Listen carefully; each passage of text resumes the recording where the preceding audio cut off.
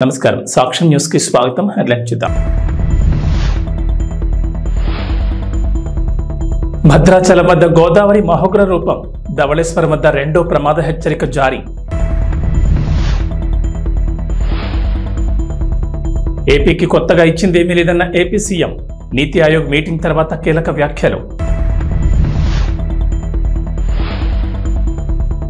CM Revanth Reddy bumper offer, తిరస్కరించిన అక్బరుద్దీన్ ఓవైసీ. తెలంగాణకు rain alert, ఇవాళ పలు జిల్లాల్లో వర్షాలు.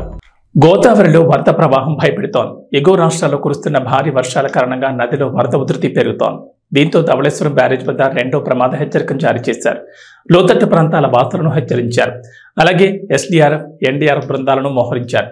కల్వర్ట్లు, కాలువలకు దూరంగా ఉండాలంటూ ఏపీ విపత్తుల నిర్వహణ సంస్థ హెచ్చరించింది. మరోవైపు పోలవరం ముంపు మండలాల్లో మంత్రుల బృందం పర్యటించింది. వరదలు తగ్గిన తర్వాత ప్రభుత్వం నుంచి ఆర్థిక సహాయం చేస్తామని హామీ ఇచ్చింది.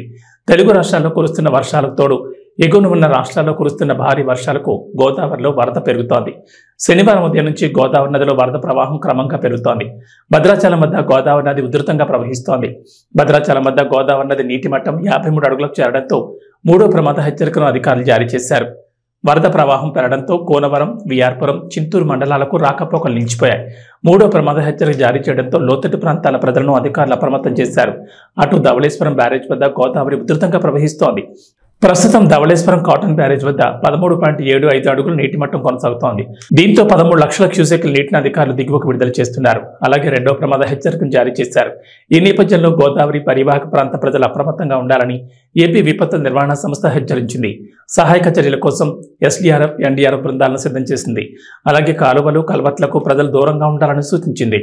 గోదావరి దిగువనకు రావడం జరుగుతున్నది. దీంతో ధవళేశ్వరం బ్యారేజ్ దగ్గర క్రమేపీ గోదావరి వరద నీటి మట్టం పెరగడం జరుగుతుంది. అయితే ప్రస్తుతం ధవళేశ్వరం బ్యారేజ్ దగ్గర చూస్తే 15.20 అడుగుల వద్ద గోదావరి వరద నీటి మట్టం కొనసాగుతుంది. ఇది మరింత కొద్ది వరకు కూడా పెరిగి తర్వాత తగ్గుముఖం పడుతుంది. అంటే ఎగువ ప్రాంతాల్లోని వర్షాలు తగ్గుముఖం పట్టడంతో ఎగువ ప్రాంతాల్లోంచి వచ్చే వరద నీరంతా కూడా తగ్గుతుందో ఇక్కడ ధవళేశ్వరం బ్యారేజ్ దగ్గర కూడా మరో కొంతవరకు కూడా పెరిగి. కేంద్ర ప్రభుత్వం ఇటీవల ప్రవేశపెట్టిన బడ్జెట్ గురించి దేశవ్యాప్తంగా చర్చ నడుస్తోంది. కేంద్ర ఆర్థిక మంత్రి నిర్మలా సీతారామన్ ప్రవేశపెట్టిన కేంద్ర బడ్జెట్లో ఆంధ్రప్రదేశ్, బీహార్ రాష్ట్రాలకు అధిక ప్రాధాన్యం ఇచ్చారనే విమర్శలు వస్తున్నాయి. ఏపీ రాజధాని అమరావతికి 15,000 కోట్లు కేటాయింపు, బీహార్లో రోడ్లు, ఇతర మౌలిక సదుపాయాల కల్పనకు 26,000 కోట్లు బడ్జెట్లో కేటాయించడంతో ఈ విమర్శలు వచ్చాయి. ముఖ్యంగా ఇండియా కూటమి నేతలు దీనిపై విమర్శలు గుప్పించారు. ప్రతిపక్షాలు అధికారంలో ఉన్న రాష్ట్రాలపై కేంద్రం సీతకన్ను వేసిందంటూ ఆరోపించారు. ఈ నేపథ్యంలో ఈ ఆరోపణలపై ఏపీ సీఎం చంద్రబాబు స్పందించారు. నీతి ఆయోగ్ సమావేశంలో పాల్గొనేందుకు ఢిల్లీకి వెళ్లిన చంద్రబాబు సమావేశం ముగిసిన తర్వాత మీడియాతో మాట్లాడారు. ఈ క్రమంలోనే చంద్రబాబు కీలక వ్యాఖ్యలు చేశారు. కేంద్ర ప్రభుత్వం ఏపీకి కొత్తగా ఇచ్చింది ఏమీ లేదని చంద్రబాబు నాయుడు అభిప్రాయపడ్డారు. దీనిపై కావాలని రాజకీయ చేయడం తగదని చంద్రబాబు అన్నారు. ఏపీకి జీవనాడైన పోలవరం ప్రాజెక్టు, రాజధాని అమరావతి నాశనమయ్యాయన్న చంద్రబాబు వైసీపీ పాలనలో రాష్ట్రం నుంచి పరిశ్రమలు పారిపోయాయని అన్నారు. రాష్ట్ర అభివృద్ధిపై నమ్మకంతోనే ఏపీ ప్రజలు ఎన్డీఏ కూటమికి ఓట్లేసి గెలిపించారని చెప్పారు. ఇక ఉమ్మడి ఆంధ్రప్రదేశ్ విభజన వలన ఏపీ నష్టపోయిందని చంద్రబాబు, దీనికి కాంగ్రెస్ పార్టీ కూడా కారణమని ఆరోపించారు. పునర్నిర్మాణం కోసం కేంద్రాన్ని సహాయం అడుగుతున్నామని, పాత బకాయిల్ని చెల్లించాలని కోరుతున్నట్లు చెప్పారు. కేంద్రం కొత్తగా ఇచ్చిందేమీ లేదన్న ఏపీ సీఎం చంద్రబాబు అనవసరంగా రాజకీయం చేయొద్దని సూచించారు. ఆంధ్రప్రదేశ్ డిప్యూటీ సీఎం పవన్ కళ్యాణ్ పాలనలో తన మార్పు చూపిస్తున్నారు. డిప్యూటీ సీఎంగా 5 ముఖ్యమైన శాఖలకు మంత్రిగా వ్యవహరిస్తున్న పవన్ కళ్యాణ్ తన దృష్టికొచ్చిన సమస్యలను, ఫిర్యాదులను వేగంగా పరిష్కరిస్తూ మన్ననలు అందుకుంటున్నారు. ఈ క్రమంలోనే శనివారం తన కార్యాలయానికి వచ్చిన వినతులు, ఫిర్యాదులను పవన్ పరిశీలించారు. వాటి పరిష్కారంపై అధికారులతో చర్చించారు. ఈ క్రమంలోనే తిరుపతి జిల్లా వెంకటగిరి నుంచి వచ్చిన ఓ ఫిర్యాదు పవన్ను కదిలించింది. వెంటనే చర్యలు తీసుకోవాలని పోలీసులను ఆదేశించారు. ఏరు దాటేదాకా వాడ మల్లన, ఏరు దాటిన తర్వాత బోడి మల్లన. రాజకీయ నేతల తీరు ఇలాగే ఉంటుంది.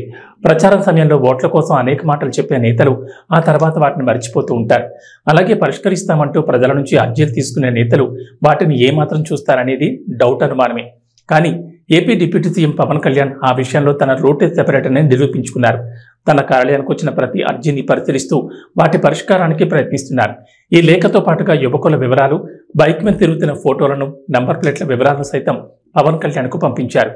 హెచ్చరిస్తే బెదిరింపులకు దిగుతున్నారని, మహిళా ఎస్ఐని సైతం వేధించారని పవన్ కళ్యాణ్కు ఫిర్యాదు చేశారు. మరోవైపు వెంకటగిరి వాసుల ఫిర్యాదుపై పవన్ కళ్యాణ్ వెంటనే స్పందించారు. తిరుపతి ఎస్పీ సుబ్బారాయుడుతో ఫోన్లో మాట్లాడారు. ఎన్టీఆర్ కాలనీ నుంచి వచ్చిన సమస్యను తక్షణమే పరిష్కరించాలని, ఆడపిల్లలను, మహిళలను వేధించే వారిపై కఠినంగా వ్యవహరించాలని స్పష్టం చేశారు. పోలీసులు కూడా దీనిపై దృష్టి సారిస్తామని పవన్ కళ్యాణ్కు తెలిపారు. 4 days back, sir, because that 6th line, one of the person in 6th line, sir, NTR colony complained, sir.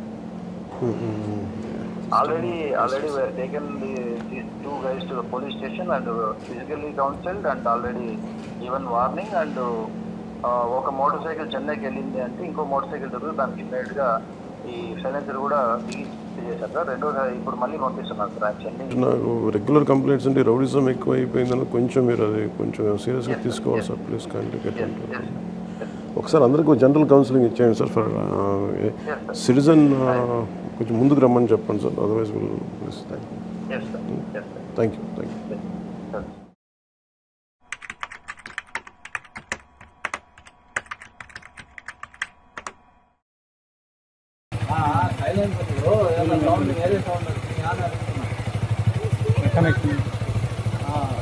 Silencer problem ఏం లేదు. Okay okay. ఏమన్నా ఇక్కడ మీకు వీళ్ళ వల్ల ఏమన్నా ఇదిగా ఉందంటే ముందుకు రండి. ఇలా మీరు ర్యాష్ డ్రైవింగ్ చేయడం ఇది చేస్తూ ఉన్నారా? ఏదన్నా సీట్ చేసినట్టు ఏం లేదు. ఇక్కడ ఈ వీధిలో కానీ ఏదన్నా మీరు ర్యాష్గా బండి స్పీడ్గా తోలినట్టుందా లేదు ఎవరికన్నా ఏదన్నా అసభ్యంగా మాట్లాడినట్టు కానీ ఏదన్నా ఎవరన్నా అసభ్యంగా కామెంట్ చేసినట్టు కానీ ఉందంటే మాత్రం మీ మీద సీరియస్గా యాక్షన్ తీసుకుంటాం. అలాంటి ఏదన్నా ఉంటే మీరు అందరూ మాకు చెప్పండి. వీధిలో వీళ్ళ వల్ల ఉందని చెప్పేసి మాకు తెలియదు వస్తుంది కాబట్టి అందుకనే మీ అందరిని పిలిపించి మీ ముందే వీళ్ళని అడగడానికి కారణం. ఎందుకంటే ఏదన్నా మీరు ఇట్లానే ఈ వీధిలో మళ్ళీ ఏదైనా స్పీడ్గా పడిపోతా లేదు ఎవరికన్నా ఏదన్నా కామెంట్ చేసినట్టు ఉన్నా కానీ మీ మీద సీరియస్గా యాక్షన్ తీసుకుంటాం. చెప్తున్నా వేరే సైలెన్స్ ఏమన్నా పెట్టున్నా కానీ ఊరుకునేది ఉండదు. ఏమన్నా వచ్చారా ఎవరన్నా అదొకలా ఉన్నది. మీరంతా సంతానం పెట్టుకోండి. మీరు అందరు ఇచ్చినా కూడా ఒక భయం ఉన్నా సార్. ఎందుకు చూడండి వాళ్ళు ఎంత 10 మంది కలిసినారు సార్. దానికాయలు మదర్శవంతలకాయలు సౌకర్యకాయలు వీళ్ళు ఒక బండి కూడా వాళ్ళ బండికి రావడం ఉంటే మీరు బయట చూసుకోండి సార్. ఆడపిల్లలు కాలేజీ పోతున్న వాళ్ళు వెంబడించడము, బస్సులు వెంబడించడము, ఫోన్లు చేయడము చాలా రిస్క్ సార్. ఇతను కూడా సార్ ఇతను బస్సులు వెంబడిస్తున్నాం సార్. నేను 4 సార్లు చూసాను. ఆడపిల్లలు చదువుకొని పోయే వాళ్ళకి చాలా డిస్టర్బెన్స్ సార్. చాలా డిస్టర్బెన్స్ సార్. చాలా డిస్టర్బెన్స్ సార్. వీళ్ళు ధీమా సార్ చిన్న సార్ కూడా పంపిస్తా ఉన్నాము.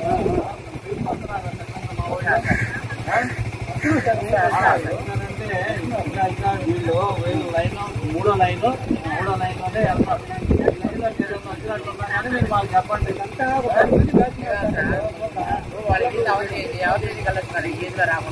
అందుకే చెప్తా ఉన్నాను నేను అదే చెప్తున్నాను. చిన్న బిడ్డలు బైక్ లో పోతుంటే మీ వీధిలోనే వెళ్ళండి, మీ వీధిలోనే రండి. వీధిలో మీకు ఎంత ఫోటోలు బంధువులు ఏమన్నా ఉన్నారనుకుంటే అప్పుడు మీరు సైడ్ లైన్లో నుంచి రండి. ఇబ్బంది ఏం లేదు. మీరు ఇబ్బంది అసెంబ్లీ ఎన్నికల్లో ఎన్డీఏ కూటమి ఇచ్చిన ముఖ్యమైన హామీల్లో ఒకటైన మహిళలకు ఉచిత బస్సు ప్రయాణాన్ని త్వరలోనే ఆంధ్రప్రదేశ్ ప్రభుత్వం అమలు చేయనుంది. ఇందుకు సంబంధించిన విధి విధానాలపై ఆర్టీసీ అధికారులు అధ్యయన నివేదికను సిద్ధం చేశారు. ఈ పథకం వల్ల ఏపీఎస్ఆర్టీసీకి నెలకు 250 కోట్ల వరకు భారం పడుతుందని అంచనాకొచ్చారు. ఇప్పటికే మహిళలకు ఫ్రీ బస్ పథకాన్ని తెలంగాణ, కర్ణాటక రాష్ట్రాల్లో అమలవుతుండటంతో వాటిని పరిశీలించారు. ఏ బస్సుల్లో ప్రయాణం ఉచితం, ప్రభుత్వం నుంచి చెల్లింపులేలా తదితర వివరాలను అధ్యయనం చేశారు.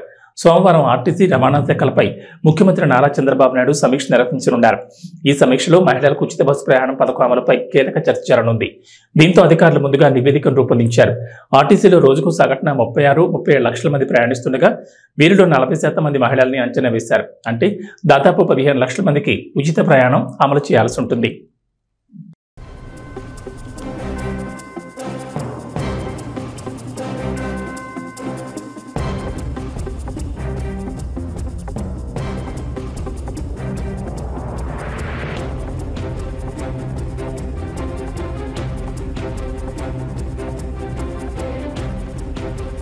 తెలంగాణలో ఓవైపు ఎడతెరిపిలేని వర్షాలతో వాతావరణం వణికిస్తుండగా మరోవైపు అసెంబ్లీలో నేతల కామెంట్లు, కౌంటర్లతో బడ్జెట్ సమావేశాలు వాడివేడిగా సాగుతున్నాయి. అధికార ప్రతిపక్ష నేతలకు మధ్య మాటల తోటాలు పేలుతున్నాయి. బడ్జెట్ మీద జరుగుతున్న చర్చ సందర్భంగా అధికార పక్షం మొత్తం ఒకవైపు, ప్రతిపక్ష పార్టీ నుంచి హరీష్ రావు ఒకవైపుగా మాటల యుద్ధమే నడిచింది. సభ మొత్తం హాట్గా జరుగుతున్న వేళ ఓ ఇంట్రెస్టింగ్ సన్నివేశం చోటు చేసుకుంది. ఎంఐఎం ఎమ్మెల్యే అక్బరుద్దీన్ ఓవైసీకి సీఎం రేవంత్ రెడ్డికి మధ్య ఆసక్తికర సంభాషణ జరిగింది. హైదరాబాద్లో మెట్రో విస్తరణ పనులపై మాట్లాడిన అక్బరుద్దీన్ ఓవైసీ పాత బస్తీకి మెట్రో రైలును విస్తరించాలని డిమాండ్ చేశారు. తమతో 9 ఏళ్ల పాటు కలిసి ఉన్న కేటీఆర్ తెస్తున్నామంటూ టైంపాస్ చేశారు తప్ప ముందడుగు వేయలేదని అసహనం వ్యక్తం చేశారు. వైఎస్ రాజశేఖర రెడ్డి సీఎంగా ఉన్న సమయంలో హైదరాబాద్కు మెట్రో కావాలని తానే డిమాండ్ చేశానని, ఆయనతో కలిసి ఢిల్లీ కూడా వెళ్లినట్లు వివరించారు. చివరికి పోరాడి తీసుకొచ్చామని, కానీ తన ప్రాంతంలోనే ఇప్పుడు మెట్రో సేవలు లేవని, ఇంతకంటే ఘోరం మరొకటి ఉండదంటూ అక్బరుద్దీన్ చెప్పుకొచ్చారు. ఈ క్రమంలో అక్బరుద్దీన్ ఓవైసీకి సమాధానమిచ్చిన సీఎం రేవంత్ రెడ్డి పాత బస్తీ మెట్రోకే ఎక్కువ నిధులు కేటాయించామన్నారు. 4 ఏళ్లలో పూర్తి చేస్తామని స్పష్టం చేశారు. వచ్చే ఎన్నికల్లో అదే మెట్రోలో వచ్చి పాత బస్తీలో ఓట్లు అడుగుతామని తెలిపారు. వీలైతే పాత బస్తీలో కాంగ్రెస్ పార్టీ అభ్యర్థిని గెలిపించాలని అక్బరుద్దీన్ రిక్వెస్ట్ చేస్తామని చెప్పుకొచ్చారు. అలా అయితే మరి నా పరిస్థితి ఏంటని అక్బరుద్దీన్ ప్రశ్నించగా అసెంబ్లీ సాక్షిగా బంపర్ ఆఫర్ ఇచ్చారు.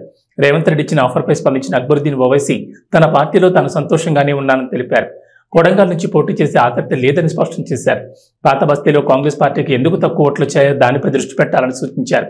పార్లమెంట్ ఎన్నికల్లో 12 నుంచి 15 సీట్లు కాంగ్రెస్ పార్టీకి వస్తాయని ఆశించానని, కానీ 8కే పరిమితమయ్యారని, అందుకు కారణాలేంటో బేరీజు వేసుకోవాలని రేవంత్ రెడ్డికి సూచించారు. రేవంత్ రెడ్డి తనకు నిజమైన మిత్రుడంటూ చెప్పుకొచ్చారు అక్బరుద్దీన్ ఓవైసీ. अकबर साहब वो प्राइम मिनिस्टर है, ऐसा नहीं बोलना चाहिए. अकबर साहब आपके जुमले गलत है, डिमोनेटाइजेशन अच्छा है, ऐसा बोले केसीआर साहब, मुझे याद है आज वो भी. अकबर साहब आप बेफिक्र रहिए, एक भी पैसा हमारा नहीं जाएगा. और फिर 1-2 साल के बाद वही केसीआर साहब बोले गवर्नमेंट ऑफ इंडिया पैसे नहीं. आपने असेंबली में कहा था यहीं से, हाँ अकबर साहब छुक छुक छुक छुक चलेगी आपके पास, ना छुक छुक है ना कुछ है, कुछ भी नहीं है, नहीं चल रही है. केटीआर साहब बोलते थे अकबर भाई दे देंगे आपको, दे दिए जियो हो गया भाई काम, बोले नेक्स्ट उसमें ले लेंगे. होते होते साहब अब मैं बूढ़ा होने आ गया, सब व्हाइट बाल हो रहे हैं. అసెంబ్లీలో అక్బర్ సార్ చెప్తుంటే అందరు నవ్వుడే నవ్వుడు. ఇక ఇది నుండి Revanth Reddy saab who is a very good friend of mine. Yes, I want to come on record. Yes, I want to come on record. It is a very happy moment for me कि my childhood friend is sitting there, sir. बच्चे क्या करेंगे, ये खाली फिरते रहते हैं. देखो एक बच्चा यहाँ है, एक बच्चा वहाँ बैठा है. అరే వా, రేవంత్ రెడ్డి సార్ ఎప్పటికెళ్ళో నాకు దోస్తు సీఎం అవుడు ఫుల్ ఖుషిగా ఉందంటాండు. अब पिछले दोस्त को 10 साल देके ना, ये दोस्त को 4 साल समय दो. आपके चंद्रायन गुट्टा में मैं खड़े रहकर मेट्रो स्टेशन में आपको वोट मांगेंगे कि भाई इस बार चंद्रायन गुट्टा में कांग्रेस ओबीसी को आपको ज्यादा प्यार है. ओबीसी ఆ దోస్తుకు 10 ఏళ్ళు టైం ఇచ్చినా నాకు 4 ఏళ్ళు ఇస్తే చాలు ఓల్డ్ సిటీకి మెట్రో రైలు పక్కా తెస్తా అన్నాడు. बाबू देखो ये बनाना पड़ेगा, नहीं तो चरलापल्ली या नहीं तो चंचलगुड़ा में बैठना पड़ता बोल के मैं L&T कंपनी को सीधा सीधा बोल दिए. ఈడికే అయిపోలే, నా కొడంగల్లో పోటీ చేయని అక్బర్ బాయ్కి ఆఫర్ ఇచ్చిండు. अगर कोडंगल से मेरा कांग्रेस के बी फॉर्म लिए तो अकबर साहब को जिताने की जिम्मेदारी मेरी है, मैं जिम्मेदारी लेता हूँ. हमारे भाई को हम डिप्टी सीएम बना लेके यहाँ पर बिठा के अच्छा जो बजट सैंक्शन है उन्हीं से बजट सैंक्शन करवा देंगे. I don't want to come to Kodangal, sir. చూస్తాంటిగా Congress Majlis నడుమ దోస్తానా షురు అయినట్టే ఉంది. మేము హైదరాబాద్ ఓల్డ్ సిటీని ఇస్తాంబుల్ చేస్తామని అబద్ధాలు చెప్పి మేము మోసం చెయ్యము. న్యూయార్క్ కరీంనగర్ని న్యూయార్క్ చేస్తా అని మేము చెప్పము. వరంగల్ని లండన్. హైదరాబాద్ విశ్వనగరంగా అభివృద్ధి చెందుతోంది. అనేక జాతీయ అంతర్జాతీయ సంస్థలు నగరంలో తమ సంస్థ కార్యకలాపాలు సాగిస్తున్నాయి. ప్రపంచ నగరాలతో పోటీ పడుతూ దూసుకెళ్తోంది. ఈ నేపథ్యంలో నగరాభివృద్ధిపై రాష్ట్ర ప్రభుత్వం ప్రత్యేక ఫోకస్ పెట్టింది. మూసీ నది ప్రక్షాళన, హైడ్రా, నగర సుందరీకరణ, గార్డెనింగ్ తదితర అంశాలను ప్రాధాన్యంగా తీసుకుంటున్నారు. ఈ నేపథ్యంలోనే నగరానికి కొత్త రూపు తీసుకొచ్చే అంశంపై జీహెచ్ఎంసీ కమిషనర్ అమరపాలి కీలక నిర్ణయం తీసుకున్నారు. హైదరాబాద్ సిటీ సుందరీకరణ, పచ్చదనం పెంపునకు సంబంధించి మెరుగైన విధానాల రూపకల్పనపై ఓ కమిటీని ఏర్పాటు చేశారు. 2 ఐఏఎస్ అధికారులు, ఓ పురపాలక శాఖ ఉన్నతాధికారితో కలిపి కమిటీని ఏర్పాటు చేశారు. హైదరాబాద్ నగరం భవిష్యత్తును దృష్టిలో ఉంచుకుని మెరుగైన పద్ధతులను గుర్తించాలని కమిటీకి ఆమ్రపాలి దిశానిర్దేశం చేశారు. ఇవే కాకుండా నగరాభివృద్ధిపై మరో 2 కమిటీలను ఏర్పాటు చేస్తూ ఉత్తర్వులు జారీ చేశారు. నగరంలోని వివిధ ప్రాంతాల్లో గల పార్కులు, నర్సరీలు, రోడ్ డైవర్షన్లు, ప్రధాన కూడళ్లు తదితర ప్రదేశాల అభివృద్ధికి ఎదురయ్యే సమస్యలను గుర్తించడం, ఆ సమస్యలకు పరిష్కార మార్గాలను సూచించాలని కమిషనర్ ఆమ్రపాలి మరో కమిటీని కూడా ఏర్పాటు చేశారు.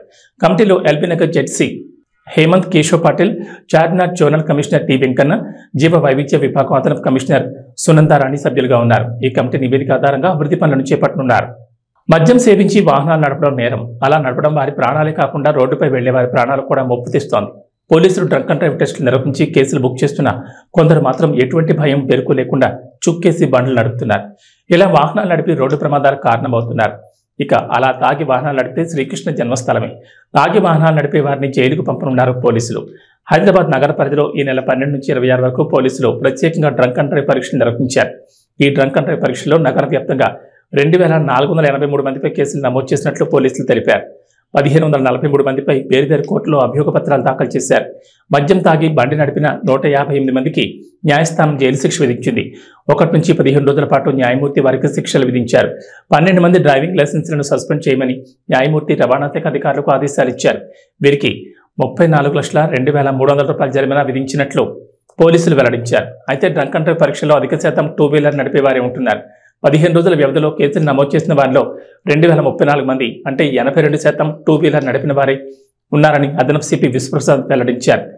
97 మంది వాహనదారులో బ్లడ్ ఆల్కహాల్ కంటెంట్ రికార్డు స్థాయిలో నమోదైనట్లు చెప్పారు. 30 mg/100 ml ఉండాల్సిన BSE 200 mg దాటుతుందని ఆందోళన వ్యక్తం చేశారు. విపరీతంగా మద్యం సేవించి రోడ్డు ప్రమాదాల కారణం కావద్దని ఆయన హెచ్చరించారు. ప్రస్తుతం జరుగుతున్న రోడ్డు ప్రమాదాల్లో చాలా వరకు మద్యం తాగడం వల్లే జరుగుతున్నాయన్నారు. ఎవరైనా మద్యం సేవిస్తే సురక్షితంగా తమ ఇళ్లకు చేరేందుకు ప్రజా రవాణా క్యాబ్లను వాడాలని కమిషనర్ సూచించారు. తాగుతున్న వాళ్ళు పర్మిట్ రూమ్ లో పెగ్గేస్తున్న వాళ్ళు జర మంచిగినూరులో సిటీలో డ్రంక్ అండ్ డ్రైవ్ లో జోరైనాయి. 10 రోజులనే 1614 మందిని దొరకబట్టిండ్రు. మరి అంటే దినం 160 మంది. అందులో ఎక్కువ మటుకు 2 పైల బండ్లోలే 1346 మంది సుక్కేసి బండి కిక్కు కొడితే కిక్కు మీటర్ కడ బుక్ అయ్యిండ్రు. ఏమున్నది ఫైన్ కడితే కథం అని అంటున్నారులే. కానీ 55 మంది జైలు పోయిండ్రు. చూసుకోండి జరా. బిర్రుగా దాయిన కొందరు 15 రోజులలో జైల్లో చిప్పకూడు తింటున్నారు. ఇంతటి ఉత్తములు రోడ్ల మీద తిరిగితే ఎట్లని 8 మంది డ్రైవింగ్ లైసెన్స్. చార్మి సోషల్ మీడియాలో మరీ అంత యాక్టివ్గా ఏమీ ఉండదు. తమ సినిమాల అప్డేట్లు మాత్రం ఇస్తూ ఉంటుంది. ఇప్పుడు డబుల్ స్మార్ట్ పనుల్లో బిజీగా ఉంది. ఆగస్టు 15 ఈ చిత్రం విడుదల కాబోతోంది. ఈ క్రమంలో డబుల్ స్మార్ట్ మీదే ఫోకస్ పెట్టింది. తమకు పోటీగా వస్తున్న రవితేజ, హరీష్ శంకర్ల మీద కసుబుస్ అయినట్లుగా కనిపిస్తోంది. ఇన్స్టాలో చార్మి వాళ్ళిద్దరిని అన్ఫాలో చేసి తన అసంతృప్తిని, కోపాన్ని వ్యక్తం చేసినట్లు కనిపిస్తోంది. డబుల్ స్మార్ట్ రిలీజ్ డేట్ ని ఎప్పుడూ ప్రకటించేశారు. ఆగస్టు 15 వస్తుందని డబుల్ స్మార్ట్ టీం ముందుగానే ఖర్చీఫ్ వేసుకుంది. అయితే మిస్టర్ బచ్చన్ కూడా అదే డేట్ కి దింపుతున్నారు. డబుల్ స్మార్ట్, మిస్టర్ బచ్చన్ ఒకే రోజు వస్తే కలెక్షన్లో తేడా వస్తుంది. ఓపెనింగ్స్ తగ్గుతాయి. 2 సినిమాలకు టాక్ వస్తే బాగుంటాయి, లేకపోతే దారుణంగా పరిస్థితులు ఉంటాయి. అలా సోలోగా వస్తే కనీసం ఓపెనింగ్ డేట్తో అయినా సగానికి సగం రికవరీ చేసుకునే అవకాశాలుంటాయి. కానీ పరిస్థితి ఇప్పుడు వేరేలా ఉంది. ఆగస్టు 15 మీద చాలా మంది కన్నేశారు. విక్రమ్ తంగలాన్ కూడా వస్తోంది. ఇంకో 2-3 చిన్న చిత్రాలు ఉన్నాయి. మెయిన్ పోటీ అయితే తెలుగులో డబుల్ స్మార్ట్, మిస్టర్ బచ్చన్ మధ్య ఉంటుంది. అందుకే చార్మి రాయబారం చేయడానికి ప్రయత్నించినట్లుగా ఉంది. మిస్టర్ బచ్చన్ టీంతో సంప్రదింపులు జరిపినట్లుగా ఉంది. అవి సఫలం కాకపోవడంతో ఇలా చార్మి తన ఇన్స్టాలో హరీష్ శంకర్, రవితేజలను అన్ఫాలో కొట్టేసినట్లుగా సమాచారం. ఇక వాతావరణ విషయానికి వస్తే తెలంగాణలో గత కొన్ని రోజులుగా వర్షాలు కురుస్తున్నాయి. ఎడతెరిపిలేని వర్షాలతో రాష్ట్రం తడిసిముద్దవుతోంది. వాగులు, వంకలు పొంగి పొర్లుతున్నాయి. జలాశయాలు నిండుకుండగా మారాయి. ప్రాజెక్టులు జలకళను సంతరించుకున్నాయి. వారం రోజులకు పైగా కురుస్తున్న ముసురు వానతో ప్రజలు ఇబ్బందులు పడుతున్నారు. అయితే శుక్ర, శనివారాల్లో వరుణుడు కాస్త తెరిపించాడు. కొన్ని జిల్లాల్లో మినహా మిగిలిన చోట్ల వర్షాలు కురవలేదు. ఈ నేపథ్యంలో హైదరాబాద్ వాతావరణ కేంద్ర అధికారులు రాష్ట్రానికి మరోసారి రెయిన్ అలర్ట్ జారీ చేశారు. తెలంగాణలో ఇవాళ పలు జిల్లాల్లో భారీ వర్షాలు కురుస్తాయని చెప్పారు. బంగాళాఖాతంలో ఏర్పడిన అల్పపీడనం కారణంగా రాష్ట్రంలో వర్షాలు కురుస్తాయన్నారు. ముఖ్యంగా ఉత్తర తెలంగాణ జిల్లాలో వర్షం ప్రభావం ఎక్కువగా ఉంటుందన్నారు. నిర్మల్, ఆసిఫాబాద్, మెదక్, నిజామాబాద్, కామారెడ్డి, ఆదిలాబాద్, జగిత్యాల, కరీంనగర్, భూపాలపల్లి జిల్లాల్లో భారీ వర్షాలకు ఛాన్స్ ఉందని చెప్పారు. ఈ మేరకు ఆయా జిల్లాలకు ఎల్లో అలర్ట్ జారీ చేశారు. తెలంగాణలో ముసురు కొనసాగుతుంది. బంగాళాఖాతంలో ఏర్పడిన అల్పపీడన ప్రభావంతో తెలంగాణ వ్యాప్తంగా విస్తారంగా వర్షాలు కురుస్తున్నాయని వాతావరణ శాఖ తెలిపింది. 4 రోజులుగా ముసురు పడుతుంది. దీంతో జనజీవనం స్తంభించిపోయింది. భారీ వర్షాలతో చెరువులు మత్తడి పారుతున్నాయి. వాగులు, వంకలు పొంగిపొర్లుతున్నాయి. తెలంగాణ నమస్కారం.